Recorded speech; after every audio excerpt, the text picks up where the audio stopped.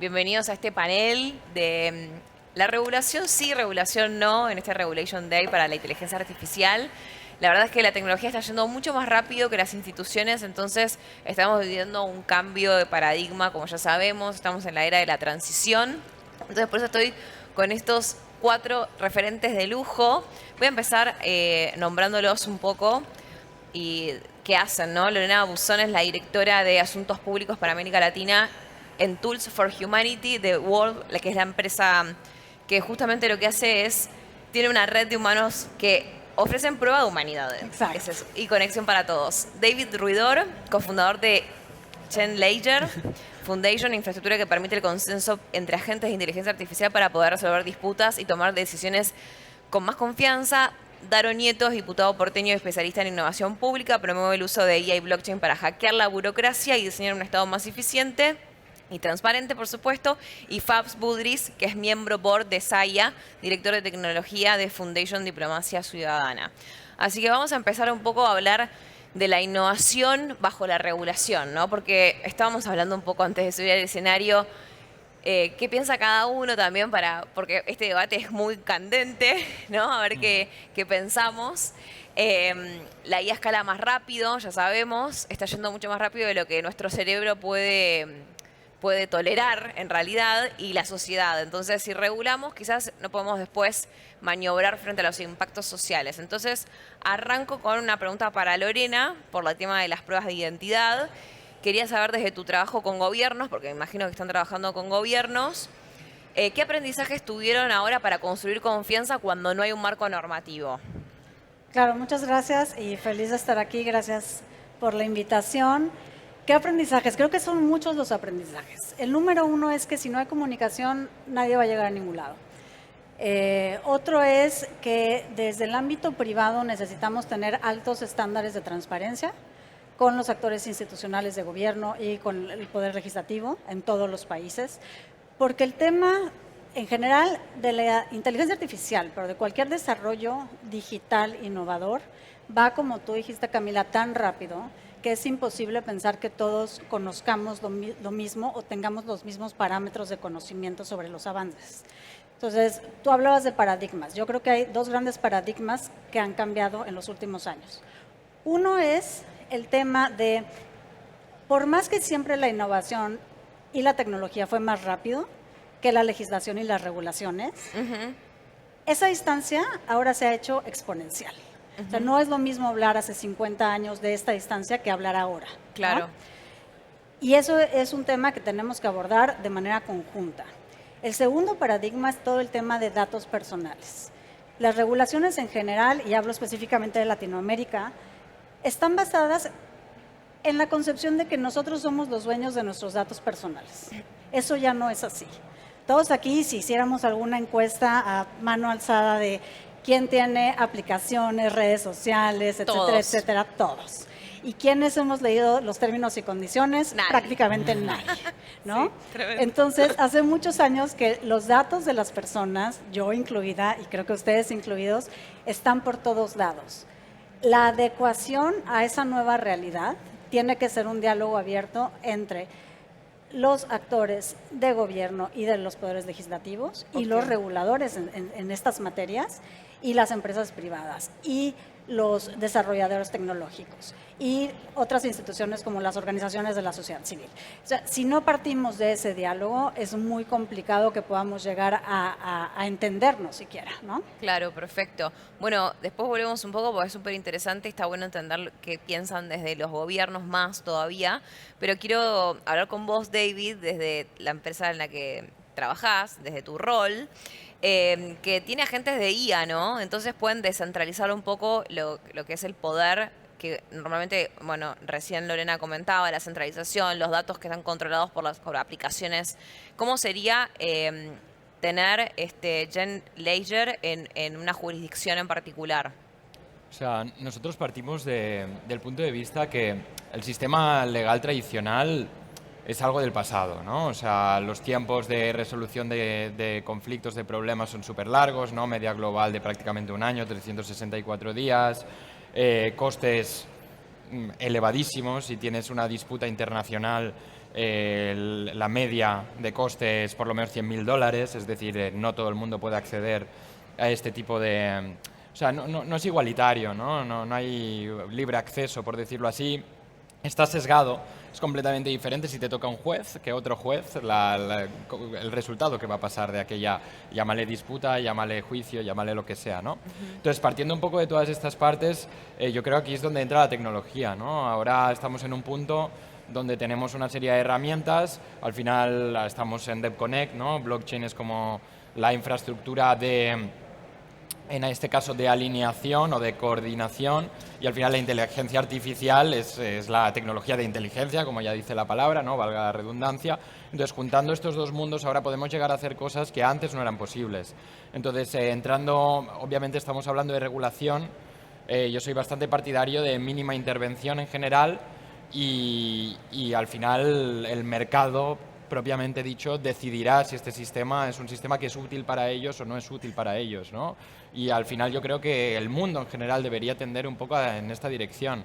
Pero ahora ya tenemos las herramientas, tenemos una serie de tecnologías que yo iba a decir que prácticamente hace 8 meses, o sea, no voy a decir hace 10 años o así, no existían o no estaban en la madurez que necesitábamos para poder desarrollar este tipo de nuevas herramientas. Sí. Y entonces el paradigma está cambiando y, como hablaremos yo creo a continuación, la regulación es muy difícil que pueda estar, la regulación por lo menos tal y como la conocemos, es muy difícil que pueda estar en la velocidad que requerimos para poder adaptarse a todos estos cambios que estamos viviendo. 100%. Bueno, ahora después al final vamos a ir decantando a ver qué veredicto da cada uno de lo que piensa.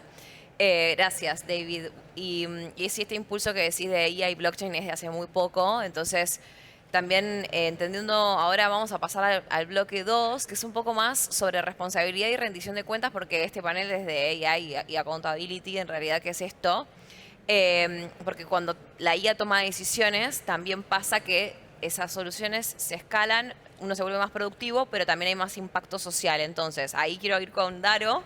Te pregunto, ¿cuáles son para vos los límites que debería tener una regulación de IA si es que se tiene que regular, aunque sea un poco, o empezando a tener un estándar que nos guíe? Mira, mi respuesta ideológica sería no hay que regular, pero ahora voy a hablar porque un poquito hay que regular. Recién me pasó que charlando acá afuera, estuve charlando con una persona, nada, y se me dice, y le digo, para mí no hay que regular la IA. Entonces me dice, ¿y vos para qué estás? O sea, ¿de qué trabajás? Entonces digo, bueno, entonces hay que regular un poquito. Pero al margen de eso, para mí la discusión es qué regulás. Porque como dicen ellos muy bien, el papel, o sea, una ley, nunca puede ir al ritmo que va la tecnología hoy en día, ¿no? Si no podía hace 50 años, bueno, no va a poder hoy en día.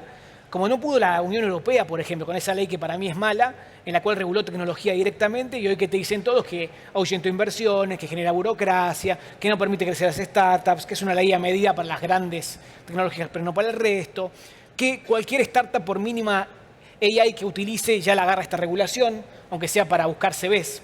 Entonces vos decís, bueno, perfecto, entonces seguro no tiene que regular sobre la tecnología y no tiene que ser un concepto muy grande, ¿no? O sea, decir, no puedes regular la AI, punto. Después sí podés, por ejemplo, empezar a ver consecuencias. ¿Qué quiero decir con esto? De cómo impacta la AI en la vida común de cualquier persona. Un ejemplo claro, suplantación de identidad, deepfakes. O sea, hay algo por ahí hay que tomar en cuenta. No es un marco regulatorio de AI, pero sí ver qué pasa cuando alguien utiliza AI para mentir en un mensaje político, por ejemplo, ¿no? Y decir que alguien dijo tal cosa, o hacer un video porno hablando mal y pronto de alguien que no es, o sea, o difundir fotos que no son. Bueno, ahí también hay una discusión de la ética y la privacidad de cada persona. Después también poner en consideración la Argentina, porque estamos en Argentina. Y yo estoy seguro que aunque metamos la mejor ley del mundo en términos de consecuencias de regulación de AI, va a salir un Frankenstein. ¿Por qué? Porque la gran clase política argentina, y quizás del mundo, después ustedes me contarán, no entiende estos temas, no entiende de AI, no entiende de cripto, no entiende de blockchain, y piensan que saben más que los que saben, que son ustedes, y todo este mundo acá en la rural que estamos viendo, que es impresionante. Para poner un ejemplo claro, hay un diputado, no voy a decir partido político, que presentó un proyecto para regular la AI, ¿no? ¿Y saben por qué lo presentó? Y lo dice el tipo en su YouTube, cuando dice, porque le hicieron una estafa virtual. Entonces vos decís, ¿qué tiene que ver la estafa virtual con AI? O sea, no tiene nada que ver con nada. Es estafa que te llaman y te dicen, por ejemplo, vení a vacunarte contra el COVID y toca tal botón. Después, vimos hace un par de años en Argentina que festejamos hacer un Zoom en el Congreso. O sea, claramente esas personas no pueden estar capacitadas para regular AI. Sí, de vuelta demos el debate, pero demos el debate acá y con los que saben realmente, no en el Congreso de la Nación. Y de última después veremos para qué está. Y algo que no me quiero olvidar es el tema de educación. Sí. Muchas veces hablamos que regular es para cuidar, ¿no? O sea, regulemos para que la gente mayor no caiga en estafas como Cositorto o etcétera. Bueno, pero yo lo combato de otra manera, con educación. Se habla tanto del caso Estonia en el mundo, ¿no? De identidad digital y demás. Pero Estonia, más allá de la tecnologización, el gran diferencia fue la educación. En el 96 iniciaron un proceso que se llamó el Salto del Tigre, nombre particular, en el cual dotaron a todos los estonios de alguna manera de infraestructura digital y después en las escuelas se enseñó justamente todas estas nuevas tecnologías. ¿Por qué también solamente discutimos, regular, no regular y no educar o no educar en estos temas? ¿Por qué no educamos mucho más en AI, en cripto, en blockchain, en libertad financiera? Creo que también hay una discusión ahí que dar de, bueno, está bien, perfecto, hablemos de regulación, pero hablemos mucho más de educación. Porque mientras más educada esté la gente en estos temas, mayores, jóvenes y demás, más chances hay de que no caigan en estafas, más chances hay de que no caigan en deepfakes, más chances hay de que no le roben la plata. Entonces, me parece que también hay un poquito ahí de autocrítica nuestra, de decir, bueno, hablemos un poco más de educación también y no tanto de regulación. Sí, 100%, totalmente. La educación es clave. Más donde estamos parados nosotros en nuestro país, donde tenemos mucho por recorrer. Por eso te están pasando estos eventos como esta feria tan grande.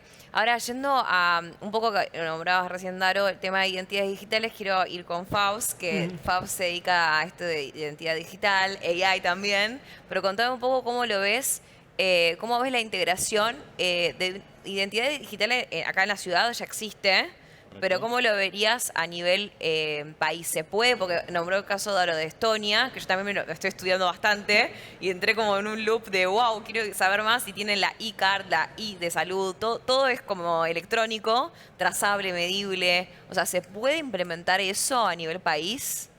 Se puede implementar a nivel país sin ningún problema. Obviamente todo esto genera un trabajo de la sociedad. Y antes de entrar puntualmente en lo que vos decías, quiero hablar algo que tiene que ver con que los tres hablaban, que me parece muy importante. Okay. Todos nosotros estamos hablando y haciendo un análisis, cosa que es normal, de lo que viene, de lo que está pasando, de si regular, no regular, teniendo como base lo que conocemos hasta ahora. Y lo que tenemos que entender de una vez por todas es que empezó una nueva revolución industrial, por ponerle algún concepto. Quiere decir que empezó un cambio que va a ser tan disruptivo que va a cambiar totalmente a la sociedad humana. Estamos en ese proceso y tratamos de regular o de entender o de organizar las cosas con los viejos paradigmas. Entonces, ahí estamos ya en problemas desde el principio. Tenemos que empezar, cosa que es muy complejo, para las sociedades, para las empresas y para los individuos y para todos como personas, como seres humanos, empezar a ver las cosas desde otra perspectiva. Una de esas perspectivas es la identidad digital. A ver, todo está creciendo de una manera tan acelerada y tan rápida y todo se está subiendo al mundo online de una manera tan bruta, abrupta, por decirlo de alguna forma, que se está perdiendo lo que es la confianza en el otro, la confianza en quién está del otro lado, en quién es la empresa, en quién es la persona con la que estamos hablando, o incluso la confianza en quiénes son los agentes que están trabajando para mí en inteligencia artificial.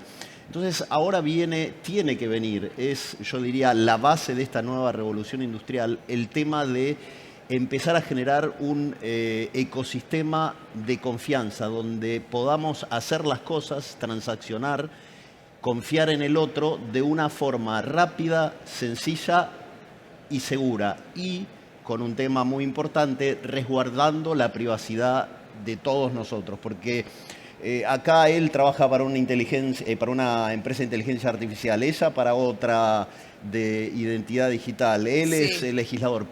Yo hago lo mío y vos lo tuyo, pero todos somos seres humanos y tenemos que pensar qué va a pasar con nosotros como personas también. Dicho esto, y contestando entonces ya tu pregunta concretamente, El tema es que hay varios estándares de identidad digital dando vueltas por el mundo. Ok. Y ahora está la pelea, quién se queda con el poder, si va a ser de un bloque o de otro bloque de países, de empresas, pero cada uno está tratando de alguna manera, imponer que su estándar es mejor que el otro. Eso es, para mí, Sí. gran parte el viejo paradigma. Tenemos Ok. que empezar a pensar de otra forma, y para que haya una identidad que sea transnacional y que todos podamos empezar a Sí. confiar en cualquiera en el mundo, necesitamos primero elegir el estándar entre todos, que seguramente va a ser el que va a ganar, el que va a tener más usuarios, se va a terminar imponiendo, Sí, como sí. siempre ha ocurrido, y después empezar a trabajar todos juntos. Todavía no hay comisiones internacionales de trabajo de identidad digital para el mundo que se viene. Cada lugar está trabajando Separadamente. e incluso en la Argentina. La Ciudad de Buenos Aires ha liderado con Quark ID. Es la única ciudad que está usando el sistema a medias, porque todavía falta la parte de que se empiece a usar en el día a día. O sea, ya hay cerca de 600 o 700 mil porteños que tienen identidad digital descentralizada y tienen su código de identidad digital descentralizada, pero todavía no hay demasiados o casi ningún caso para poder usarla. O sea que esto tiene que avanzar. Y después hay otras provincias que se están sumando, como siempre, a Buenos Aires, que es la punta de lanza en la Argentina, incluso otros países de Latinoamérica, pero lo que tendríamos que hacer, y acá lo invito a Darío para que trabajemos juntos, es armar algo para que todos empecemos a hablar de este tema a nivel político, como vos bien dijiste, políticos, que para mí los políticos son los funcionarios y los legisladores, los pongo en un solo grupo, empresarios y ciudadanos. El ciudadano tiene que estar sí o sí en este gobierno tripartito de lo que viene, porque si no, los políticos y las empresas nos llevan puestos como ciudadanos a todos nosotros. Sí, no entiendo perfecto. Está bueno también lo de la lucha de los poderes, saber quién se queda con qué protocolo gana, si es más respaldado por empresas o por gobiernos. Ahí hay un tema bastante complejo de datos. Y ahí, gracias, Fabs. Quería volver con vos, Lorena, por el tema de los marcos internos. Si las empresas están empezando a tener marcos internos de AI governance, y también cuáles son los modelos más viables que vos visualizás, y que me digas exactamente, que lo hablamos ahí un ratito antes de subir al escenario, la diferencia entre identidad y prueba de humanidad, porque es importante también para la empresa para la que trabajás. Claro que sí. Voy a empezar por la última pregunta. Dale. Y evidentemente estoy sesgada, porque eso es parte de mi trabajo. Pero no, ¿cuál es la diferencia entre identidad digital y prueba de humanidad? Ok. La identidad ha sido conceptualizada a lo largo del tiempo como aquellos atributos que te definen como una persona específica, ¿no? Cada uno de nosotros tenemos una serie de atributos que nos dan una identidad.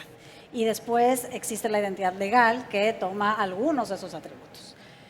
¿Qué pasa actualmente con la identidad y qué pasa con la identidad digital? El Banco Mundial está llevando a cabo una serie de estudios justamente en Latinoamérica para hablar de cómo ha evolucionado la identidad digital y en dónde estamos en cada país en ese tema. El gran problema es que, justamente por lo que mencionaba Darío, de los deepfakes, los bots y esta parte no la más amable del uso de la inteligencia artificial, nos hemos enfrentado a que la primer capa de la identidad actualmente es saber si eres humano o no eres humano. Claro.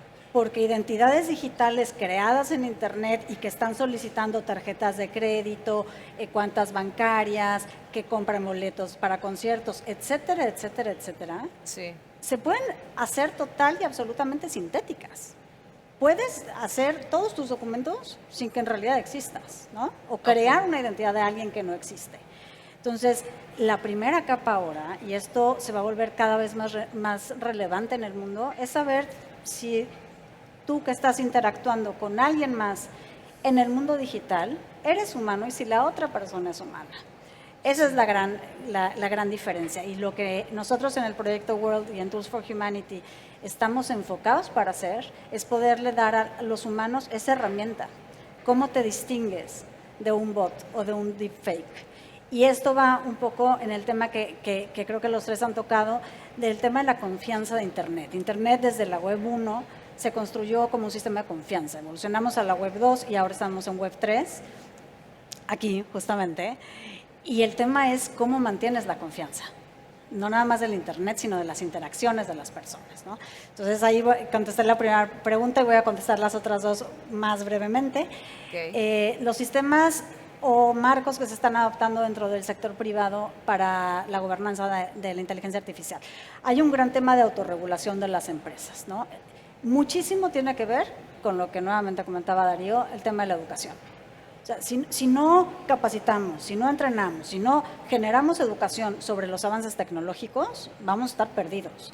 Y una cosa es el nivel conceptual y otra cosa son los usos. Y otra cosa es el marco ético de cómo usas una cierta tecnología. Entonces creo que ese tema tendría que estar en el centro y por el otro lado, lo que también tiene que estar al centro de la conversación cuando hablas de gobernanza es el ser humano. Tú no puedes poner a una tecnología al centro. La tecnología es una herramienta que puede ser bien usada o mal usada. Lo que debe estar al centro es el ser humano y los derechos del ser humano, ¿no? Sí, 100%. Sí. Bueno, gracias, Lorena. Muy bueno tu respuesta. La verdad que es así.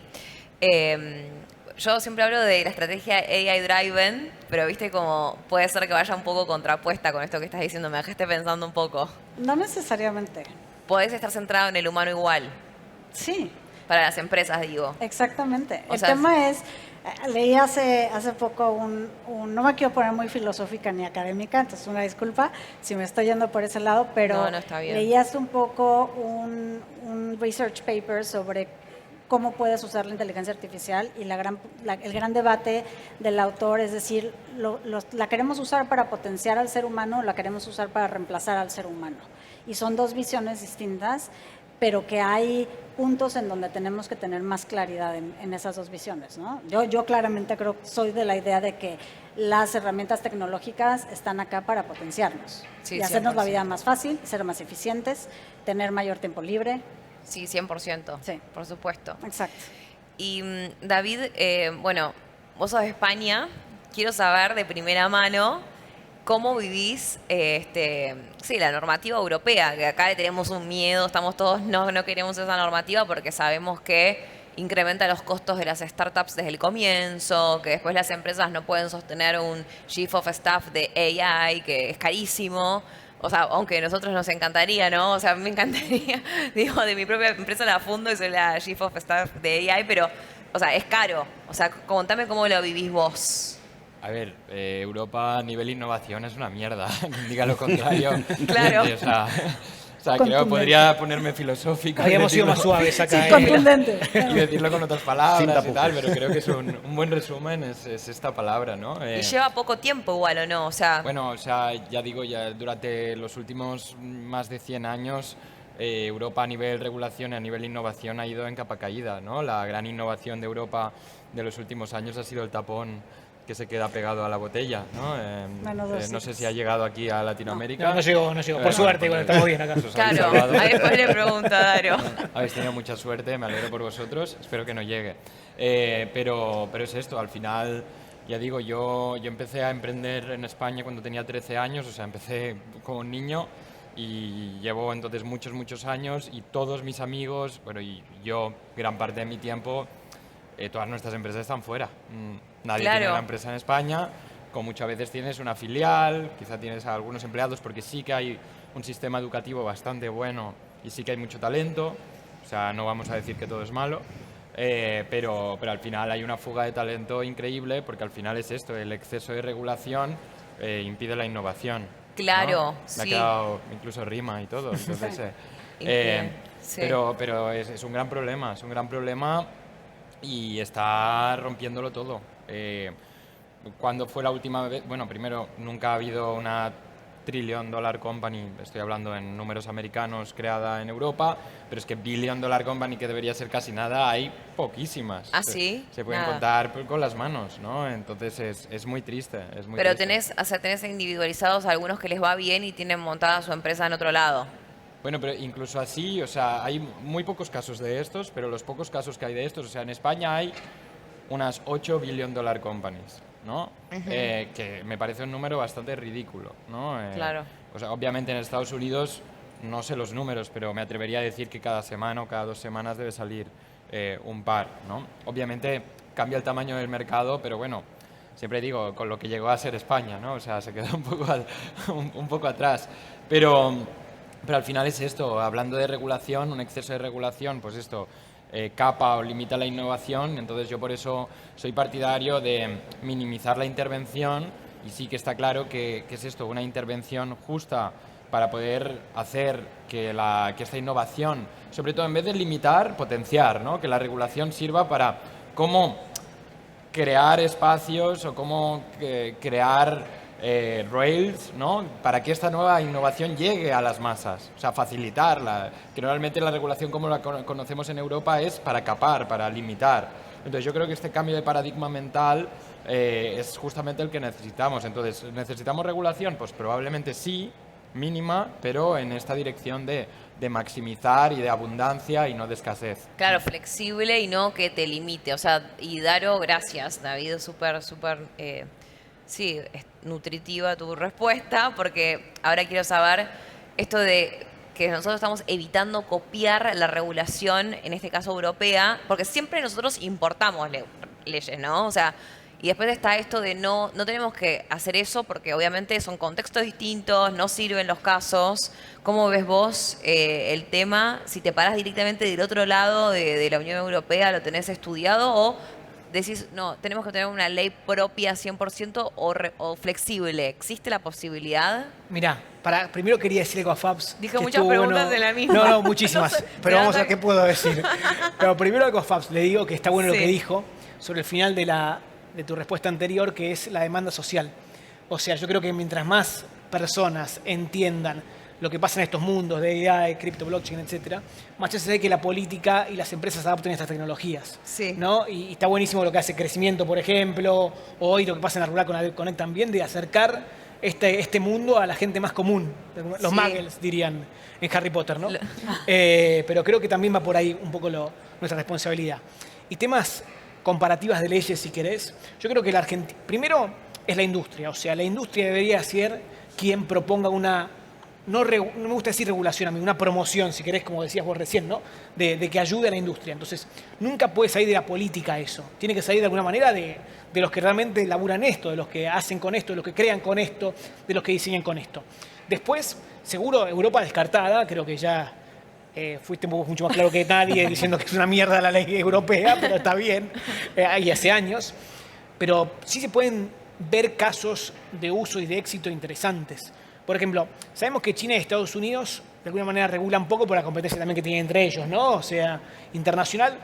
Pero Estados Unidos hizo algún tipo por estados, de principios básicos muy flexibles que de alguna manera no son tan vinculantes, pero sí te guían por dónde ir. Corea, Japón son ejemplos también interesantes para ver qué está pasando ahí, ¿no? De vuelta, son países desarrollados que dicen, acá tenés una guía muy flexible de cosas o de reglas, no mucho más que eso. No te voy a sancionar tanto, no, solamente creo que va por acá. Obviamente porque el desarrollo es tan incipiente, es decir, hace mucho tiempo ya existe la IA, pero no a este nivel que está funcionando hoy en día. La IA generativa es realmente alucinante lo que está pasando en el mundo, ¿no? Sí. Después, también tener en cuenta algo para Argentina. Argentina, el principal problema que tenemos no es el talento ni la falta de cerebro, es la inversión, ¿no? O sea, faltan angel investor, por ejemplo, que pongan 100, 150 mil dólares para startups, obviamente VCs. Y si nosotros cortamos la inversión con una regulación mala, va a ser 3 veces peor que hasta que en Europa, que ya es malo hoy en día, ¿no? En Argentina va a ser peor. Va a pegar más fuerte. Va a pegar mucho más fuerte.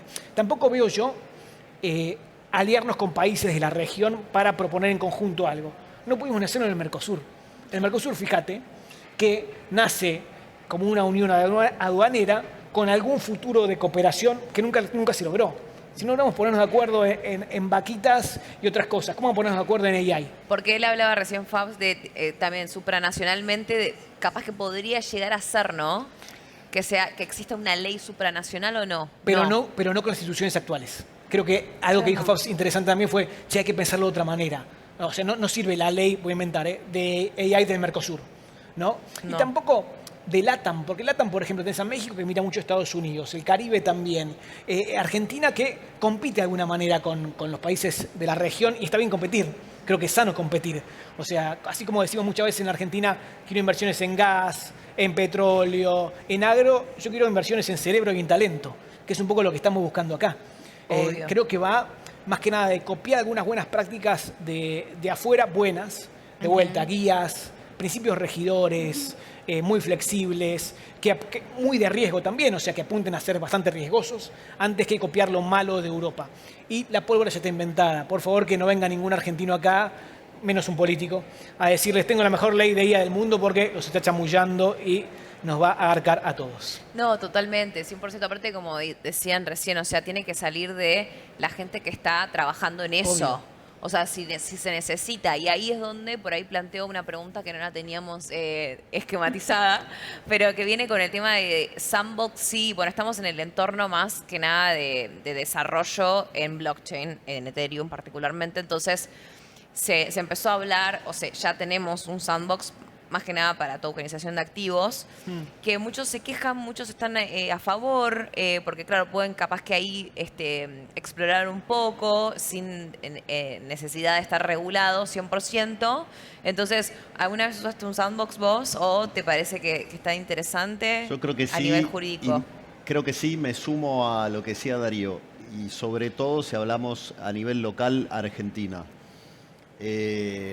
A ver, tenemos que poner todas las condiciones para que, eso va para Argentina y para Latinoamérica, tenemos que poner todas las condiciones para que esto explote. Tenemos materia gris de nivel internacional, tenemos un montón de empresas de billions que salen por lo menos de Argentina, y imagínate qué pasaría si armamos sandbox, si armamos regulaciones que no sean regulaciones, sino que sean promociones y guías, si logramos traer capitales para usar la materia gris, o por ejemplo esto que pasó hace unas semanas, que bueno, tenemos que verlo, pero que anunciaron la inversión de 25.000 millones de dólares para hacer un Stargate argentino.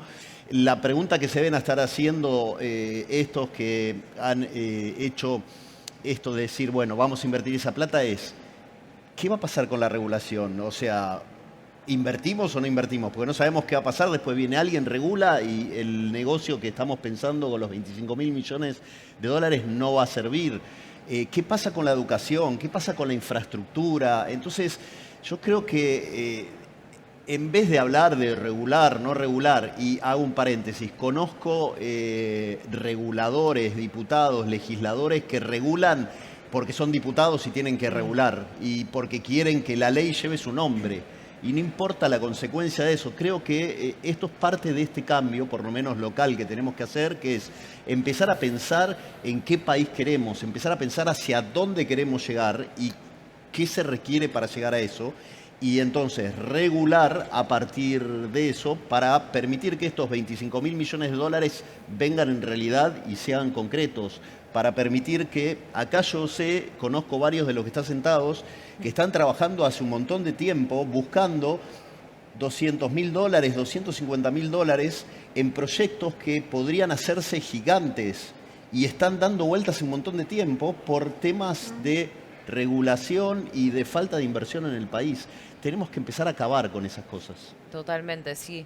Y hablando un poco de estos o sandbox o pruebas en distintos gobiernos, Gen Ledger sería también implementarlo en una jurisdicción específica y podríamos hablar un poco de la descentralización, cómo podrían cambiar las normativas de un país. Bueno, primero empezar un poco más chico, de una ciudad. ¿La implementaron ustedes ya? O sea, nosotros no lo hemos implementado con ningún gobierno, por decirlo así. O sea, al final nosotros lo que hemos creado es un protocolo que te permite crear una especie de jurisdicción sintética. Bien. ¿No? Como jurisdicción sintética queremos decir, al final es pues esto, un conjunto de inteligencias artificiales que se ponen de acuerdo, que actúan como una especie de juez de Internet, ¿no? Nosotros le llamamos así, para poder decir pues, qué está bien y qué no está bien teniendo en cuenta un marco, ¿no? Entonces, teniendo en cuenta esto, siempre pueden salir detractores, ¿no? Que pueden decir, ah, no, pero es que una inteligencia artificial no puede hacer esto como un humano, bla, bla, bla. Completamente de acuerdo. Al final, estas cosas pasaban poco a poco. Hemos de ir poniendo las bases, la tecnología, porque quizá para ciertas cosas aún un modelo parecido no será perfecto, pero dentro de un año será mejor, dentro de 3 será mejor y dentro de 10 será casi perfecto probablemente, ¿no? Entonces nosotros estamos poniendo un poco la alfombra, el camino para poder crear un poco esta dirección que acabará siendo una realidad 100%. Pero entonces, al final, nuestro punto de vista es, por ejemplo, en cualquier gobierno, país, llámale X, hay temas legales o jurídicos que no están bien cubiertos. Por ejemplo, en Estados Unidos existe, por ejemplo, en California, no existe en España, lo que le llaman como el petit court, como la pequeña corte, ¿no? Que serían bueno. casos pequeños de menos de $100.000, tienen un proceso legal mucho más rápido, no tienes que esperar un año, bla, bla, bla. Pero imagínate, hay muchos casos legales que son de cifras muy pequeñitas. Por ejemplo, ponle, te ha robado a alguien $2.000. Te ha robado a alguien $2.000, normalmente, no, por ejemplo, vives en Estados Unidos o vives en otro sitio, no lo denuncias. Porque dices, por $2.000, lo que me costará en abogados, el tiempo que tal, el espacio mental que me sacará, no me vale la pena. Claro. Entonces, ahora este tipo de disputas o de casos pequeños, ponle de menos de $10.000, ya podrías estarlas haciendo con un sistema parecido. Porque es que no está ni compitiendo con el sistema legal tradicional. Estás diciendo, mira, esto no estaba cubierto, lo empiezo a hacer con esta nueva tecnología, quizá no es perfecta, pero es que no pasa nada. Bueno, la e-cart la tienen en... Yo todo Estonia también, ¿viste? Uno me entra en un fanatismo. Es más, en un momento estaba leyendo ayer, perdón que me río, pero decía, te dan la residencia. Y yo dije, wow, tipo, La e-residencia, sí. La saco, pero vivo acá, ¿viste? Tipo, para tener una múltiple. Pero dijiste e-cart y tienen una e-cart de corte, ¿no? O sea, que es más o menos esto que me estás diciendo. Son los primeros pasos para llegar a esto. La cosa es que normalmente para la población, como dirigente, como político, es muy difícil decirle, y a partir de mañana el sistema legal estará controlado en vez de jueces por inteligencias artificiales. Sí, se te cae el mundo encima, ¿no? Bueno, Entonces, ya tenemos una No, pero se pueden... referencias de ministros de inteligencia artificial que son Igual inteligencia artificial. podría haber un human in the loop. Newman. o sea, exactamente es lo que estamos proponiendo ahora con varios países, ¿no? Es poder hacer este tipo de cosas. Es decir, la decisión final no la acaba tomando de forma independiente la inteligencia artificial, sino que hay un humano que verifica si está de acuerdo, si no modifica y da un clic. Y la gente podría, porque yo esta discusión la tuve, yo estoy en un laboratorio de ideas en un think tank, y estaba como, bueno, sí, podés votar hasta último momento. No, ¿cómo hasta último momento? Para elecciones. Tipo, uno de mis compañeros me decía, no, porque podrías cambiar el voto hasta, no sé, las 12 de la noche. Sería un lío acá en Argentina eso. Pero bueno, en un montón de lugares pasa y bueno, puede llegar a pasar. Digo, tenemos que pensar en grande. No sería un problema. Hay mecanismos como el que se llama Commit and Reveal, que la gente publica su resolución, pero no se revela hasta que todo el mundo o llega a la deadline concreta. Puedes programarlo todo. La gracia es que ahora podemos programarlo todo. Claro. Es espectacular. Lleva mucho trabajo. Bueno, Sí. eso lo vamos a ir viendo sobre la marcha. Lorena, ¿vos tenés algo para aportar también de lo que decía David? En tema de... Es de España, también de España, porque sos española. Ya, yo soy mexicana. Ah, mexicana. mexicana, Sí, sí. perdón. O sea, estamos muy conectados históricamente. Perdón. Pero- Porque yo te veía, tipo, dije, de español, y te vi que No. me pusiste y dije, ay, debe ser Bueno, en español. realidad también soy argentina. Ah, bueno, Sí. muy bien. ¿Sobre qué tema en específico de todo No, lo que todo lo que comentó? estaba contando él, particularmente esto de... ¿Del sandbox? Sí, el ¿Quieres hablar? sandbox y la jurisdicción, sí, en la red, como protocolo.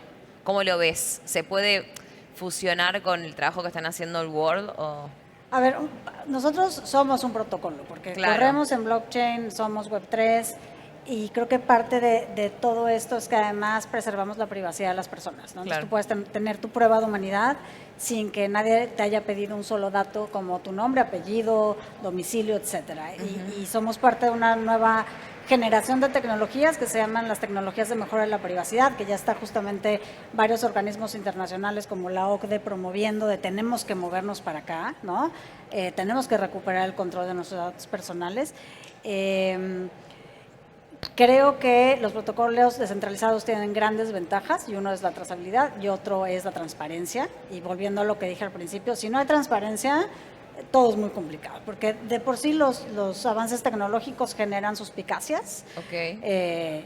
Si no son transparentes, pues más aún, ¿no? Creo que todo lo que comenta David de los avances, de cómo podemos organizar grandes proyectos, incluso en LegalTech, etcétera, con inteligencia artificial, por supuesto que vamos a ir para allá. Yo no creo que sea nada más un último clic por parte de un humano lo que debería de utilizarse en ciertos casos, pero eso es mi visión personal del tema, pero creo que este avance no se va a detener. El tema es cómo queremos que vaya avanzando y cómo nos subimos todos para que nos favorezcan estos avances, ¿no? Sí, sí, totalmente. Ahora, si llegamos al final, se nos terminó el tiempo de repente, pero quería saber de cada uno de ustedes si tienen una frase que le quieren dejar al público de lo que ustedes consideran sobre regulación, desregulación inteligente, o sea, ¿qué piensan ustedes desde su postura? O en una frase o un poquito más largo, ¿no? Como cierre. Empezando por Fabs, que es ¿Quién para empieza? vos. Ok, yo creo que ya lo dije, pero lo repito para que quede Ok, claro. para que quede claro. Acá hay que hacer algo tripartito, empresas, gobierno y ciudadanos. Hay que empezar en los tres. Todo esto depende básicamente con el grado de desarrollo que tenemos nosotros de conciencia como seres humanos. Si lo dejamos al gobierno solo, regula de por más. Si lo dejamos a las empresas solas, la gula y la ambición, Sí, el ser humano es así, también. somos así, hay que aceptarlo, si no, no lo vamos a mejorar nunca. Se va para el otro lado y el ciudadano está ahí en el medio de ese sándwich. Entonces, tiene que estar los tres, hay que hacer algo de los tres de consenso, como dijo ella al principio, gobiernos, organizaciones sin fines de lucro y empresas, y pensemos, por lo menos para Latinoamérica, no en regular, sino en hacer regulaciones de promoción que mantengan este equilibrio lo más posiblemente justo para todos, y creo que así puede andar bien. Cada más incentivos. ¿Vos, Daro? Principios ágiles, flexibles, dinámicos, que vayan sobre las consecuencias y no la tecnología en sí. Ok. Que tengan en cuenta obviamente las demandas de la industria. Debería ser la industria justamente quien elabore estos principios para ayudar a todo el resto. Protección de libertades y mucha educación. Mucha ocasión, me Mucha gusta educación. eso. Sí, Sí. Lore. Voy a retomar un libro que se llama Tools and Weapons, herramientas y armas, de Brad Smith, que justamente habla de los avances de la tecnología y retoma algo que dijo Albert Einstein en 1932 sobre los diálogos de desarme, que él decía que todos los avances tecnológicos tenemos que repensarlos porque pueden ser usados como armas, ¿no? Sí. Pero es un poco eso, o sea, el tema de la regulación no puede ser sobre una herramienta, tiene que ser sobre los usos de lo que sea. Y finalmente lo que termina diciendo Einstein en ese momento es que está muy bien que toda la tecnología nos sirva a todos los humanos, pero también tenemos que ver cómo traemos humanidad a la tecnología. Claro. Va de la mano. Claro, ¿no? seguir respetando ya las leyes que tenemos en realidad. Eso sería. Sí, tenemos leyes de datos personales, de propiedad intelectual, de todo el tema de fraudes, que ahí entran los deepfakes, los bots y demás. O sea, eso está. Ya está regulado en ¿No? realidad, claro. Perfecto. Entonces, pensemos en eso. David, gracias, Lore. Pues mira, mencionaré, se ha hablado mucho de confianza, yo no lo he comentado tanto, pero bueno, a mí me gusta la definición de un filósofo alemán que se llama Luhmann, que define confianza como un mecanismo para minimizar para la complejidad del mundo. O sea, al final es tan simple como esto. Y él define dos tipos de confianza: confianza personal, que es entre nosotros, y la confianza del sistema, que son mecanismos para no tener que conocernos personalmente y confiar en una cosa externa que te habilita a tener confianza. Sí. Estamos en unos momentos de la historia con menos confianza. Esto publicaba Rey Dalio hace unos meses en Twitter, un artículo muy interesante. Entonces, creo que para facilitarnos nuestras vidas necesitamos seguir creando mecanismos de confianza, porque es la única manera de vivir más simple y poder un poco disfrutar de la vida. Entonces vamos a crear nuevos sistemas de confianza, que así habrá más relaciones, mejorará el comercio y al final estaremos más conectados como mundo. Bueno, buenísimo. Muchas gracias a este panel de lujo. Y hasta acá llegamos, nos despedimos y Espero que lo hayan disfrutado tanto como yo y como todos ustedes Todos seguramente. nosotros. Muy bueno. Entonces nos quedamos con eso, identidad, confianza, gobernanza, regulación inteligente entonces, si se quiere, o desregulación en algunos casos, pero bueno, vamos a seguir el debate seguro a fondo. Gracias. Gracias.